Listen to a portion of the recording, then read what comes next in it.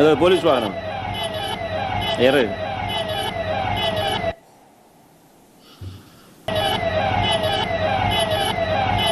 అదృష్టవశాత్ ఇంట్లో లేడు. ఇంట్లో ఉండుంటే దాడి చేయించిన, ధ్వంసం చేసిన ఎమ్మెల్యే మీద కానీ వారి మనుషుల మీద కానీ ఎలాంటి చర్యలు లేవు, ఎలాంటి అరెస్టులు లేవు. కానీ పోలీసులు తిరిగి మీదనే ఎదురు కేసు పెట్టినారు. బాధితుడి మీదనే తిరిగి ఎదురు కేసు. పోలీసులు సమక్షంలోనే ఇవన్నీ జరుగుతాయి. పోలీసులు చూస్తూ ఊరుకుంటారు. ఒక అరెస్టు ఉండదు, తర్వాత ఎటువంటి చర్యలు ఉండవు. తిరిగి మళ్ళీ ఎదురు కేసులు, బాధితుడి మీదనే ఎదురు కేసులు. నేను అడుగుతాను, ఈ రాష్ట్రంలో ఎవరికి రక్షణ ఉన్నట్టు అని అడుగుతా ఉన్నా. ఇది సేడిజం కాదా అని అడుగుతా ఉన్నా, పైశాచికత్వం కాదా అని అడుగుతా ఉన్నా. చంద్రబాబు గారు రాజకీయ కుట్రలతో ఈ రాష్ట్రంలో ఒక దుష్ట సాంప్రదాయాన్ని తీసుకొచ్చాడు చంద్రబాబు నాయుడు. దాన్ని కొనసాగిస్తా ఉన్నాడు. ఒక కేతిరెడ్డి పెద్దారెడ్డి విషయమే కాదు, కాకాని గోవర్ధన్ రెడ్డి, వల్లభనేని వంశీ, చెబిరెడ్డి భాస్కర్ రెడ్డి, పెద్దిరెడ్డి మిథున్ రెడ్డి, నందిగాం సురేష్, పెన్నెల్లి రామకృష్ణారెడ్డి, పోసాని కృష్ణమురళి సహా ఎంతో మంది మీద తప్పుడు కేసులు. ధనుంజయ రెడ్డి లాంటి తమ జీవితంలో ఏ రోజు కూడా మచ్చలేని రిటైర్డ్ అధికారులు వీళ్ళు, వాళ్ళ కెరియర్ మొత్తం మీద. ఇలాంటి వాళ్ళను కూడా వీరి కాక ఇంకా ఎంతో మంది అమాయకుల మీద ఈ రోజు తప్పుడు కేసులు పెట్టి ఇరికిస్తా ఉన్నారు. అన్ని కేసులకు ఒకే మోడస్ ఆపరాండి. ఆ మోడస్ ఆపరాండి ఏమిటి అంటే తప్పుడు వాంగ్మూలాలు. ఇలా కావలసిన వాంగ్మూలం వీళ్ళు చెప్పిన ప్రకారం తప్పుడు వాంగ్మూలాలు ఎవడో ఒక దగ్గర తీసుకోవడం, అని ప్రలోభ పెట్టడమో భయపెట్టడమో ఏదో చేయడం, ఆ దగ్గర తప్పు వాంగ్మూలము వాళ్ళ దగ్గర నుంచి తీసుకోవడము, ఇలా కావాల్సిన వర్షన్, దాని ఆధారంగా ఇష్టం వచ్చినట్లు అరెస్టులు.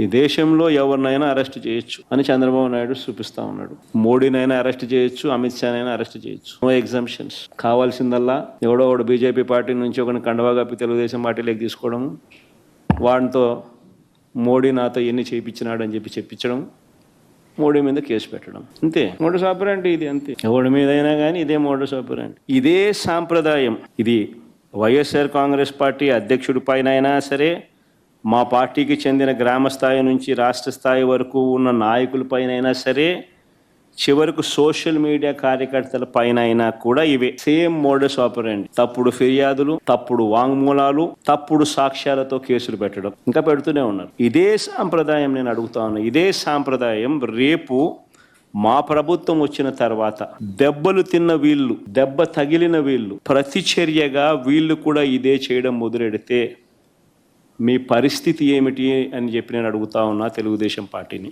చంద్రబాబు నాయుడు గారు వేసిన విత్తనం, తప్పుడు విత్తనం చెట్టు అవుతుంది. తప్పుడు సాంప్రదాయంగా మానకపోతే ఎవరి చేతుల్లోనూ ఉండదు వ్యవస్థ.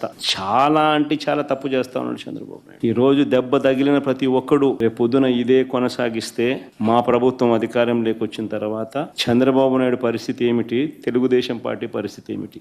ఎల్లకాలం ఇవే రోజులు ఉండవు. ఈ రోజు పైన మీరున్నారు, మళ్ళా 4 ఏళ్లకు 3 ఏళ్లకు కిందికి మీరు వస్తారు, మేము పైకి పోతాం. కానీ మీరు చేసే ఈ తప్పుడు సాంప్రదాయం రేపు విషవృక్షం అవుతుంది. నేను చెప్పినా కూడా మా వాళ్ళు రేపు పొద్దున వినే పరిస్థితి ఉండదు. దెబ్బ తగిలినోనికి ఆ బాధ తెలుస్తుంది. చంద్రబాబు ఇప్పుడైనా మేలుకో, తప్పు తెలుసుకో, తప్పుడు సాంప్రదాయాన్ని సరిదిద్దుకో. ఇవన్నీ కూడా చంద్రబాబు నాయుడు గారు ఎందుకు చేస్తా ఉన్నారు అన్నది కూడా మనందరికీ కూడా తెలిసిన విషయాలే. సూపర్ 6, సూపర్ 7లు అని ఆయన అన్నాడు. వీటి అమలు గురించి ఎవరు అడగకూడదు. రాష్ట్ర వ్యాప్తంగా సుమారు 5 లక్షల మంది పెన్షన్లను పీకేశారు. దాని గురించి ఎవరు మాట్లాడకూడదు. ప్రతి మహిళకు నెలకు 1500, సంవత్సరానికి 18,000 చొప్పున ఇస్తామన్నారు. గత ఏడాది ఎగరగొట్టాడు, ఈ ఏడాది అంతే. దాని గురించి ఎవరు మాట్లాడకూడదు, అడగకూడదు. ఏటా 3 సిలిండర్లు అన్నాడు. గత ఏడాది 2 సిలిండర్లను ఎగరగొట్టేశారు. ఇస్తానన్న ఒక్క సిలిండర్ కూడా అందరికీ అందలేదు. ఈ ఏడాది అసలే 3 సిలిండర్లలో అసలే లేదు. దీని గురించి కూడా ఎవరు అడగకూడదు, మాట్లాడకూడదు. బడికి వెళ్ళే ప్రతి విద్యార్థికి 15,000 ఇస్తానన్నాడు. గత ఏడాది ఎగరగొట్టేశాడు. 15,000 కాస్త 13 అయింది. ఈ ఏడాది కూడా 30 లక్షల మందికి ఎగరగొట్టేశాడు. దీన్ని కూడా ఏ విద్యార్థి కూడా ప్రశ్నించకూడదు, అడగకూడదు. నిరుద్యోగ యువతకు నెలకు 3,000 ఇస్తానన్నాడు. ఏడాదికి 36,000 చొప్పున నిరుద్యోగ భృతి అన్నాడు. గత ఏడాది పూర్తిగా ఎగ్గొట్టేశాడు. ఈ ఏడాది కూడా పూర్తిగా ఎగ్గొట్టేదానికి శ్రీకారం చుట్టాడు. ఎవడు దీని గురించి మాట్లాడకూడదు, అడగకూడదు. 50 ఏళ్ళు దాటితే పెన్షన్ అన్నాడు. 50 ఏళ్ళు దాటితే 48,000 మీ చేతుల్లో పెడతానన్నాడు. గత ఏడాది ఎగ్గొట్టాడు, ఈ ఏడాది ఎగ్గొట్టే కార్యక్రమమే చేస్తూ ఉన్నాడు. ఎవరు అడగకూడదు, ఎవరు ప్రశ్నించకూడదు. రాష్ట్రంలో ప్రజలందరికీ కూడా ఎన్నికలప్పుడు ఏమన్నాడు? వైజాగ్ షికారుకైనా పోవచ్చు అన్నాడు. శ్రీకాకుళం వాళ్ళు తిరుపతికైనా రావచ్చు అన్నాడు. తిరుమల వెంకటేశ్వర స్వామి దర్శనం చేసుకోవచ్చు అంటాడు. తిరుపతి వాళ్ళు, రాయలసీమ వాళ్ళు విశాఖపట్నానికి షికారుకైనా పోవచ్చు అంటాడు. అక్కడ సింహాచలం గుడికైనా పోవచ్చు అని అంటారు. ఈరోజు ఎక్కడికి వెళ్ళినా ఫ్రీ బస్సు కాస్త సంవత్సరం అయిపోయింది. ఆ బస్సు హామీ గాలికి ఎగిరిపోయింది, ఇంకా అమలు కాలేదు. ఈయన పండగల మీద పండగలు డేట్లు చెప్తా పోతున్నాడు. పండగలు గడిచిపోతూ ఉన్నాయి, డేట్ మాత్రం రావడం లేదు. అయినా దీని గురించి ఎవరు మాట్లాడకూడదు, అడగకూడదు.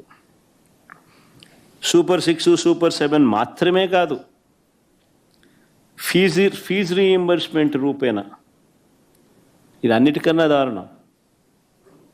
పిల్లల చదువులు ఈరోజు చంద్రబాబు నాయుడు గారి పుణ్యాన పిల్లలు చదువులు మానేసి పనులకు పోతా ఉన్న పరిస్థితి ఈరోజు రాష్ట్రంలో ఉంది. చంద్రబాబు నాయుడు గారి పుణ్యాన 6 త్రైమాసికాలకు సంబంధించి పెండింగ్. 2024 జనవరి, ఫిబ్రవరి, మార్చ్ త్రైమాసికంతో మొదలెడితే జనవరి, ఫిబ్రవరి, మార్చికి సంబంధించిన త్రైమాసికం నువ్వు మామూలుగా మేలో ఇవ్వాలి. అప్పుడు ఎన్నికలని పోస్ట్పోన్ అయితే ఆ రోజు నుంచి ఈ జూన్ 30వ తారీఖున లెక్కేసుకుంటే 6 త్రైమాసికాలు, 4,200 కోట్లు బకాయిలు.